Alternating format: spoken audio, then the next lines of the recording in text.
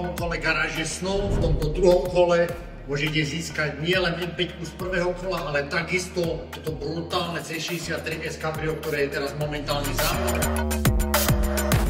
Ako to je veľmi jednoduché, stačí ísť do môjho e-shopu a za každých 20 eur, ktoré miniete na e-shope, získate jeden vstup do garáže snov, za každých 100 eur, ktoré miniete, získate jeden bonusový, to znamená 6 vstupov. Prvý víťaz garáže snov si vybral ten Satanwagen pôvodný, ktorý sme tam mali, preto som sa rozhodol pridať tento novší, brutálny Cabrio Satanwagen na leto. Takže neváhajte, zúčastnite sa a je len na vás, či si vyberiete vaše vysnívané BMW M520 alebo takúto nádhernú C63S novú. Tak poďme. Pre tých, ktorí toto sledujú aktívne, viete, že tá M5-50, ktorá bola v prvom kole a stále je presunutá teraz do druhého kola, je tá najbrutálnejšia M5-50, ktorú som kedy mal. Sú na nej úpravy cez 40 000 a to auto, ktoré som sa rozhodol pridať ako ďalšie, bolo preto tento Satanwagen, pretože som chcel jednak dať niečo pre všetkých hejterov, ktorí vravia, že to sú staré auta, dať niečo novšie. Takisto preto, lebo tieto veľkoobjemové výkonné 8-valce umierajú v dnešnom svete. A my na tomto kanále samozrejme potrebujeme tieto auta nevyhnutne k životu. A takisto Cabrio, pretože leto sa blíži a keď sa bude odozdávať toto auto, tak pravdepodobne u vás bude leto. Čo lepšie, než mať brutálne Cabrio na leto. Takže sa poďme teraz spoločne pozrieť na to, čo presne toto auto je.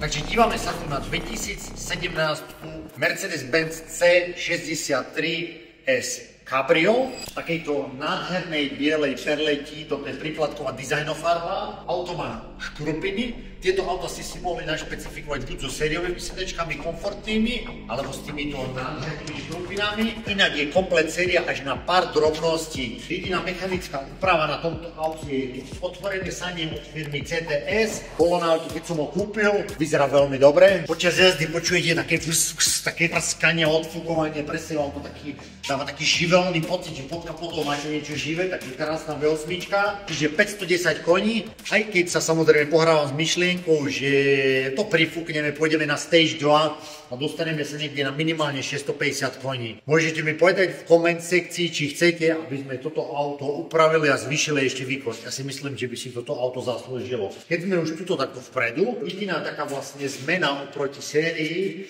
je, že máme tento grill z faceliftovanej 2019 verzie, pretože 2017 mala takéto dve pozdĺžné tulínie a tieto vertikálne sú z faceliftovanej verzie, ktoré myslím, že vyzerajú na tomto aute úplne brutálne. Plus tu máme červený emblém AMG, maličký detail, ale myslím si, že ten predok vyzerá úplne brutálne. Ja vám viem povedať jedno vec, keď vidíte toto auto v spätnom zrkadle, tak viete, že máte v spätnom zrkadle niečo veľmi výnimočné. Keď sa pozrite na to auto spredu, také tie široké, rozplasnuté, také rameno, jak vidíte, že to auto rozšírené, že máte pocit, že je to taký nasraný bulldog za vami. Takže ak máte toto v späťaku, tak sa chcete pratať z cesty preč. Niečo ďalšie za postrehnutie, máme čierne sériové kolesa s takýmto strieborným lincom, červené strmenie, čierny nápis V8 Biturbo, čierne späťáky. Tento oheň na bok na toto auto Satanwagen tam musel jednoducho ísť. Keď sa pozrieme na toto auto zozadu, tak nás zaujímajú zase krásne rozšírené boky, ktoré vidíte, ako sa to tuto pod týmto osvetleným stropom láme, krásne línie tohoto auta rozšírené, potom prechádza sem, čierne kontrolky výfuku a maličký nápis S, aby ste vedeli, že ste v niečom špeciálnom.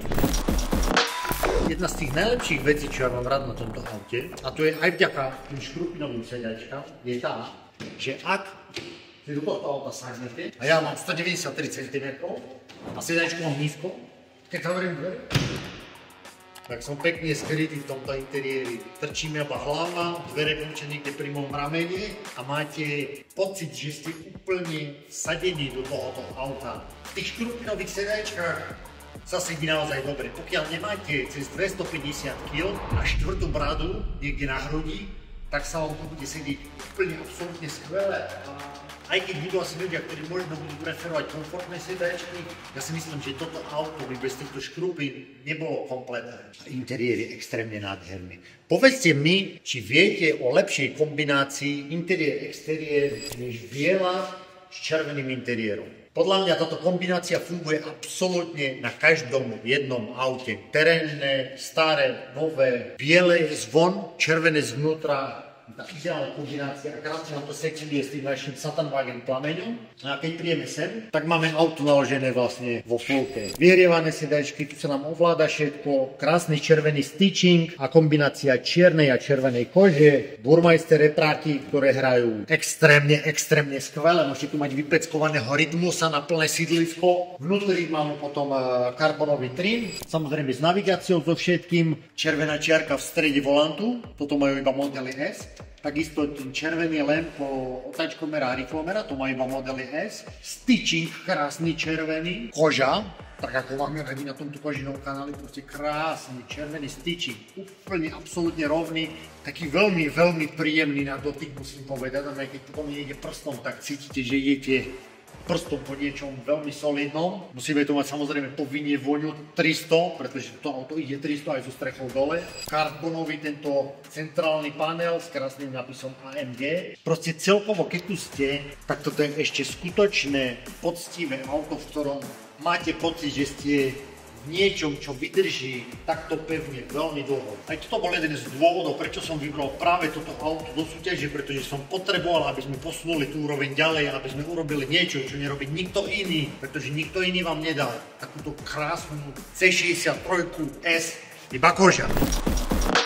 Zakúpite si niečo v e-shope, automaticky ste zaradení, máme obrovské množstvo nových dizajnov na e-shope a či si vyberiete toto Cabrio, alebo si vyberiete tú M5 50, už je to iba na vás. Ani jedna voľba nie je zlá, je to iba osobná preferencia. Ak sa nám bude takto spoločne dariť, tak ja sa budem stále snažiť iba pridávať lepšie a drahšie a novšie a rýchlejšie auta a také, z ktorých vám viac budú kikerikať vajca.